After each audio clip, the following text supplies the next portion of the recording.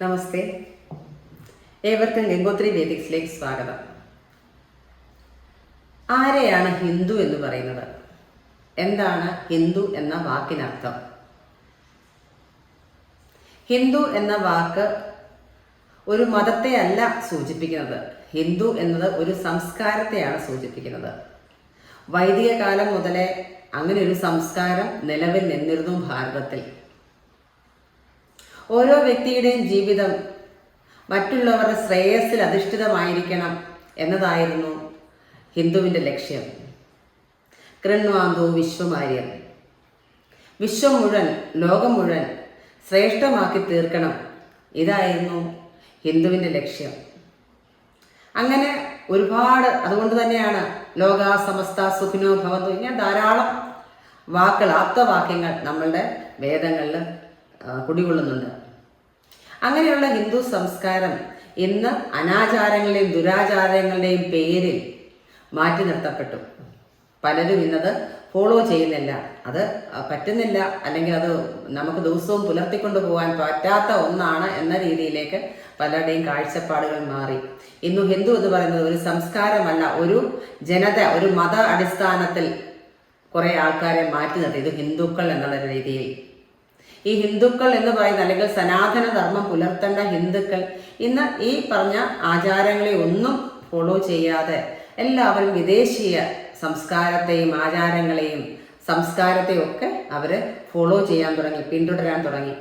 എന്നാൽ വിദേശികളാകട്ടെ, അവർ ഭാരതത്തിൻ്റെ സംസ്കാരത്തെ അവർ അഡോപ്റ്റ് ചെയ്തു, അവർ ഉൾക്കൊള്ളാൻ തുടങ്ങി. നമ്മൾ അവരുപേക്ഷിച്ച സംസ്കാരത്തെ നമ്മളും സ്വീകരിച്ചു തുടങ്ങി. ഇന്നത്തെ നമ്മളുടെ വിഷയം എന്ന് പറയുന്നത് ഹിന്ദു സംസ്കാരത്തിൽ നിലവിളക്കിൻ്റെ പ്രാധാന്യത്തെക്കുറിച്ചിട്ടാണ്. അത് ഒരു ചോദ്യോത്തര സെക്ഷനാണ്, ഒന്ന് കേട്ടു നോക്കാം. നമ്മൾ നിലവിളക്ക് കൊളുത്തുമ്പോൾ എന്തൊക്കെ കാര്യങ്ങളാണ് ശ്രദ്ധിക്കേണ്ടത്? നിലവിളക്ക് കൊളുത്തുമ്പോൾ ശ്രദ്ധിക്കേണ്ട കാര്യങ്ങൾ എന്തൊക്കെയാണെന്ന് വെച്ചാൽ, നിങ്ങൾ ശുദ്ധമായ ഒരു സ്ഥലത്ത് നിലവിളക്ക് കൊളുത്താൻ ശ്രമിക്കുക. ശുദ്ധമായ സ്ഥലം എന്ന് പറയുമ്പോൾ പൂജാമുറിയാകാം, വീടിൻ്റെ ഉമ്മറപ്പടിയാകാം, ഇല്ലെങ്കിൽ വീടിൻ്റെ നോർത്ത് ഈസ്റ്റ് വശങ്ങളിൽ എവിടെയെങ്കിലും നിലവിളക്ക് കൊളുത്താവുന്നതാണ്. ശുദ്ധമായി കഴുകി തുടച്ച ഓട്ടുവിളക്കാണ് നിലവിളക്ക് കൊളുത്താൻ അത്യുത്തമം. അതിൽ ഒരു തട്ടമുണ്ടായിരിക്കണം, തട്ടത്തിൽ വെച്ചായിരിക്കണം നിലവിളക്ക് കൊളുത്തേണ്ടത്. പിന്നെ നിലവിളക്ക് കൊളുത്ത സമയത്ത് അല്പം പൂക്കൾ ആ വിളക്കിൻ്റെ അടിയിൽ തട്ടിൽ ഇട്ട് പ്രാർത്ഥിച്ചതിന് ശേഷം നിലവിളക്ക് കൊളുത്താൻ ശ്രമിക്കുക. ഇത്രയും കാര്യങ്ങളാണ് ബേസിക്കായി നിലവിളക്ക് കൊളുത്തുമ്പോൾ ശ്രദ്ധിക്കേണ്ട കാര്യങ്ങൾ. വിളക്ക് എപ്പോഴാണ് കൊളുത്തേണ്ടത്? അതിന് പ്രത്യേകിച്ച് സമയം അങ്ങനെ എന്തെങ്കിലും ഉണ്ടോ? ഹിന്ദു വിശ്വാസം അനുസരിച്ച് രാവിലെയും വൈകിട്ടും തീർച്ചയായും നിലവിളക്ക് കൊളുത്തേണ്ടതാണ്. രാവിലെ ബ്രാഹ്മ മുഹൂർത്തത്തിലും വൈകുന്നേരം സൂര്യാസ്തമയത്തിന് തൊട്ട് മുൻപ് ഒരു 15 മിനിറ്റ് മുമ്പെങ്കിലും നിലവിളക്ക് കൊളുത്തേണ്ടത് അത്യാവശ്യമാണ്. പൊതുവെയുള്ളൊരു സംശയമാണ്, നമ്മൾ എത്ര തിരിയിട്ടാണ് വിളക്ക് കൊളുത്തേണ്ടത്? ചിലവർ പറയും 2 തിരിയാണ്, ചിലവർ പറയും 5 തിരിയാണ്. ശരിക്കും നമ്മൾ എത്ര തിരിയിട്ടാണ് വിളക്ക് കൊളുത്തേണ്ടത്? നിലവിളക്ക് കൊളുത്തുന്ന തിരിയുടെ എണ്ണത്തിൽ അങ്ങനെ ഒരു പ്രമാണം എങ്ങും എഴുതപ്പെട്ടിട്ടില്ല. നിങ്ങൾക്ക് ഉചിതമായ രീതിയിൽ ചെയ്യാമെന്നാണ് പണ്ട് കാലങ്ങളിൽ, എൻ്റെയൊക്കെ ബാല്യത്തിൽ, ഒരു തിരി ഈശ്വരൻ്റെ ഫോട്ടോ എങ്ങോട്ടിരിക്കുന്നോ അങ്ങോട്ടേക്ക് ഒരു തിരി ഇട്ട് കത്തിക്കുമായിരുന്നു വർഷങ്ങളോളം. അന്നൊന്നും ഒരു ദോഷമോ അല്ലെങ്കിൽ ഒരു കഷ്ടതയോ കഷ്ടപ്പാടോ ഉണ്ടായിരുന്നതായി അറിയില്ല. പിന്നീടാണ് തിരികളുടെ എണ്ണത്തിൻ്റെ കാര്യത്തിൽ കൺഫ്യൂഷനും പല അഭിപ്രായങ്ങളും വന്നത്. അപ്പോൾ ഇപ്പോൾ നമ്മൾക്ക് സൂര്യാസ്തമയത്തെ ആസ്പദമാക്കി കിഴക്കോട്ടേക്കും പടിഞ്ഞാറേക്കും തിരിയിട്ട് കത്തിക്കാം. അത് കിഴക്കോട്ടേക്കും പടിഞ്ഞാറേക്കും പറയാൻ കാരണം, കിഴക്ക് നിന്ന് പടിഞ്ഞാറേക്ക് പ്രാണോർജം സഞ്ചരിക്കുന്നു. ഗ്രഹങ്ങളുടെ സഞ്ചാരം അനുസരിച്ച് കിഴക്ക് നിന്ന് പടിഞ്ഞാറേക്കാണ് ആ ഊർജം പോകുന്നത്. ആ ഊർജത്തിനെ ആസ്പദമാക്കി ആ ഒരു തരംഗം ഇങ്ങനെ നമ്മൾ നിലവിളക്ക് കൊളുത്തുന്ന സമയത്ത് ആ കൊളുത്തി വെച്ചിരിക്കുന്ന സ്ഥലത്തും ആ വീട്ടിലും ആ ഭവനത്തിലും എല്ലാം ആ ഊർജം അലയടിക്കും. അതുകൊണ്ട് കിഴക്കോട്ടേക്കും പടിഞ്ഞാറേക്കും തിരിയിട്ട് കത്തിക്കുന്നത് ഉത്തമമാണ്. അത് രണ്ടും സൂര്യാസ്തമയങ്ങളെ ആസ്പദമാക്കി മാത്രമാണ് അങ്ങനെ ചെയ്യാൻ പറഞ്ഞിട്ടുള്ളത്. അതിന് പ്രത്യേകിച്ചൊരു പ്രമാണങ്ങളൊന്നും എങ്ങും എഴുതപ്പെട്ടിട്ടില്ല.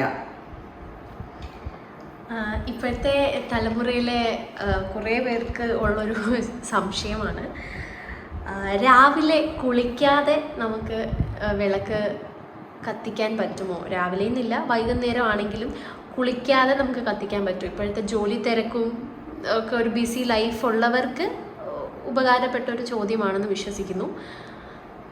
തീർച്ചയായും അതൊരു നല്ല ചോദ്യമാണ്. കാരണം ഇന്ന് നിലവിളക്ക് രാവിലെ കൊളുത്താതിരിക്കാൻ എല്ലാവരും കണ്ടിരിക്കുന്ന ഒരു എന്താ പറയുക, രക്ഷപ്പെടാനുള്ളൊരു മാർഗമായിട്ടാണ് ഇതിനെ കാണുന്നത്. രാവിലെ ജോലിക്ക് പോകണം, ജോലി തിരക്കിനിടയ്ക്ക് നിലവിളക്ക് കത്തിക്കാൻ സമയമില്ല, ഇത് എല്ലാവരും പറയുന്നത് ഞാനും കേട്ടിട്ടുണ്ട്. അതിനൊരു വ്യക്തമായ മറുപടി ഞാനിവിടെ തരാം.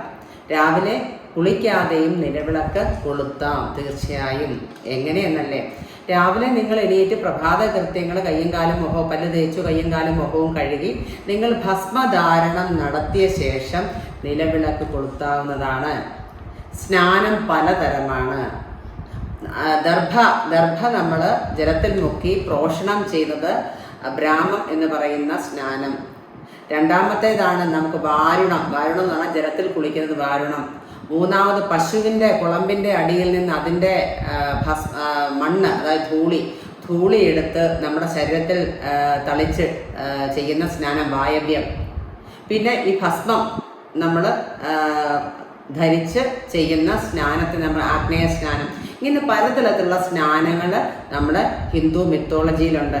അതിൽ നമുക്ക് ഈസിയായി ചെയ്യാൻ പറ്റുന്ന ഒരു സ്നാനമാണ് ഈ ആഗ്നേയം അല്ലെങ്കിൽ ഈ ഭസ്മം കൊണ്ടുള്ള സ്നാനം. രാവിലെ എണീറ്റു, നിങ്ങൾക്ക് പല്ല് തേച്ചു, നിങ്ങളുടെ കയ്യും കാലും മുഖവും കഴുകിയ ശേഷം ഭസ്മത്തെ നിങ്ങളുടെ നെറ്റിയിൽ തൊട്ട ശേഷം നിങ്ങൾക്ക് തീർച്ചയായും നിങ്ങൾക്ക് നിലവിളക്ക് കൊളുത്താവുന്നതാണ്. അതിൽ യാതൊരു അശുദ്ധിയും ഇല്ല എന്നുള്ള 100% സത്യമായ ഒരു കാര്യമാണ്. കാരണം ഇത് വേദങ്ങളിൽ പറഞ്ഞിട്ടുള്ള കാര്യമാണ്. പലതരത്തിൽ നമുക്കിപ്പം നോർമലി നമുക്ക് അസുഖങ്ങൾ ഉണ്ടാവാം, തണുപ്പ് കാലമാണ്, അല്ലെങ്കിൽ മറ്റുള്ളവർക്ക് എന്താ പറയുക രാവിലെ പനി വന്നു, അല്ലെങ്കിൽ അങ്ങനെയുള്ള അസുഖ സമയത്ത് നമുക്ക് കുളിക്കാൻ പറ്റിയെന്ന് വരില്ല. ആ സമയത്ത് നമ്മൾ കുളിച്ചില്ല എന്നുള്ള ഒരു കാരണം പറഞ്ഞ് നിലവിളക്ക് കൊളുത്തുന്നതാണ് ഇപ്പോഴത്തെ ഹിന്ദു ഭവനങ്ങളിൽ കണ്ടുവരുന്ന ഒരു രീതി.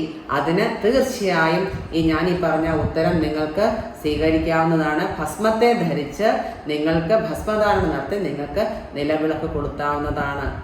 പലരും പറഞ്ഞ് ഞാൻ കേട്ടിട്ടുണ്ട്, അതായത് നമ്മൾ കിടക്കയിൽ നിന്ന് എണ്ണീറ്റ് നമ്മൾ പൂജാമുറിയിലേക്ക് പോവരുത് കുളിക്കാതെ, അത് അശുദ്ധിയാണ്. നമ്മൾ ഉറക്കം കഴിഞ്ഞ് ആ വസ്ത്രത്തോടു കൂടി നമ്മൾ പൂജാമുറിയിലേക്ക് പ്രവേശിക്കുന്നത്, ഇപ്പം പൂജാമുറി എന്നല്ല ക്ഷേത്രങ്ങളിലാണേലും പ്രവേശിക്കരുത്, നമ്മൾ അമ്പലങ്ങളിലേക്ക് പോകുമ്പോൾ ഉറങ്ങരുത് എന്നൊക്കെ ഞാൻ പറയുന്നത് കേട്ടിട്ടുണ്ട്. സോ ഈ ഒരു ഭസ്മ സ്നാനം ചെയ്താൽ ഓക്കെ ആകുമോ? ഇവിടെ അതും ഒരു ഉത്തരം അർഹിക്കുന്ന ഒരു ചോദ്യം തന്നെയാണ്. കാരണം ക്ഷേത്രം എന്ന് പറയുന്നത് ഗൃഹത്തിനെ പോലെയല്ല, അവിടെ പ്രാണപ്രതിഷ്ഠ ചെയ്ത ഒരു സ്ഥലമാണ്. അവിടെ പോകുമ്പം ചില ചിട്ടവട്ടങ്ങളുണ്ട്. നമ്മുടെ ഭവനത്തിൽ അങ്ങനെയല്ല. നമ്മുടെ ഭവനത്തിൽ നമ്മളുടേതായ ചിട്ടയാണ്. അവിടെ ഈ പറഞ്ഞ പോലെ പ്രാണപ്രതിഷ്ഠയോ അല്ലെങ്കിൽ ഒരു ക്ഷേത്ര പ്രതിഷ്ഠ ചെയ്തതുപോലെയുള്ള ഒരു സ്ഥലമല്ല. നിങ്ങൾ പലയിടത്തും ശ്രദ്ധിച്ചിട്ടുണ്ടാകും, നമ്മൾ ശുദ്ധമാകുന്നതിനെ കുറിച്ച് പറയുമ്പം കയ്യും കാലും മുഖവും കഴുകണം എന്നാണ് നമ്മൾ പറയുന്നത്.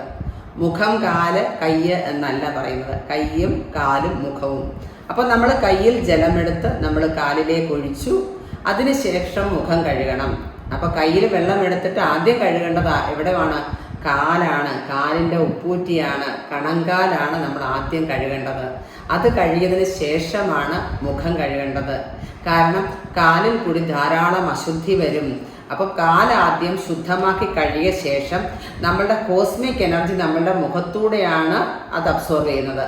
അപ്പോൾ കാല് കഴുകി നമ്മൾ മുഖം കഴുകിയിട്ട് വേണം നമ്മൾ ഭസ്മത്തെ ധരിക്കാൻ. അപ്പോൾ ഭസ്മം ധരിച്ചു കഴിഞ്ഞാൽ ഏത് അശുദ്ധിയെയും ശുദ്ധമാക്കാനുള്ള കഴിവ് ഈ ഭസ്മത്തിനുണ്ട്.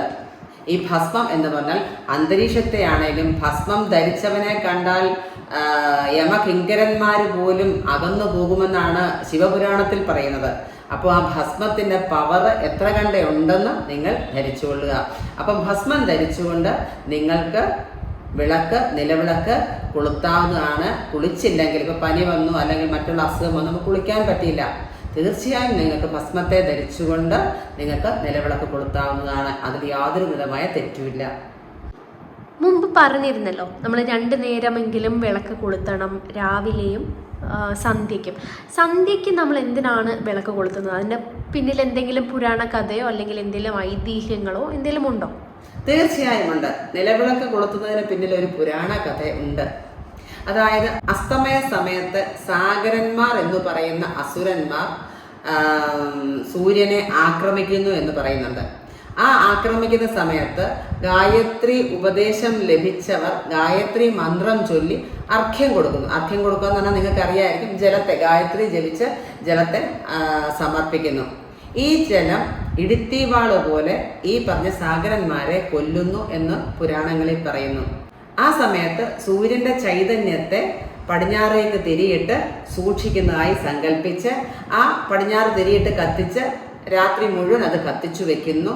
രാവിലെ സൂര്യൻ ഉദിക്കുന്ന സമയത്ത് കിഴക്കോട്ടേക്ക് തിരിയിട്ട് ആ ദീപത്തെ കത്തിച്ച് തിരിച്ച് സൂര്യന്റെ ആ തേജസ്സിനെ അല്ലെങ്കിൽ സൂര്യ തേജസ്സിനെ തിരികെ കൊടുക്കുന്നതായി സങ്കല്പിച്ചിട്ടാണ് കിഴക്കോട്ടേക്ക് തിരിയിട്ട് നമ്മൾ നിലവിളക്ക് കത്തിക്കുന്നു. ഇതാണ് ഒരു നിലവിളക്ക് കത്തിക്കുന്നതിലെ ഒരു പുരാണ കഥ എന്ന് പറയുന്നത്. ഈ വീഡിയോ ഞാൻ ഇവിടെ സ്റ്റോപ്പ് ചെയ്യുകയാണ്, സമയക്കുറവ് കാരണം. ഇതിൻ്റെ ബാക്കി ഞാൻ അടുത്ത ഒരു എപ്പിസോഡായിട്ട് ഉടനെ തന്നെ എൻ്റെ ചാനലിൽ അപ്ലോഡ് ചെയ്യുന്നതായിരിക്കും. നിങ്ങൾ എന്തായാലും അത് കാണണം എന്ന് ഞാൻ അപേക്ഷിക്കുകയാണ്. എല്ലാവർക്കും എൻ്റെ നമസ്കാരം.